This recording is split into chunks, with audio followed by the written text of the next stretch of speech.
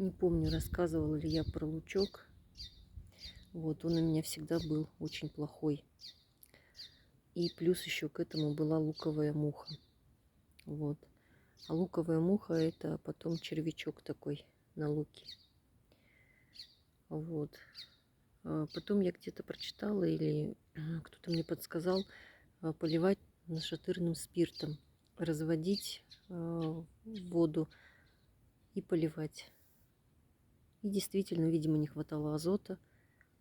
Лук теперь растет очень хорошо, не успеваю, раздариваю его.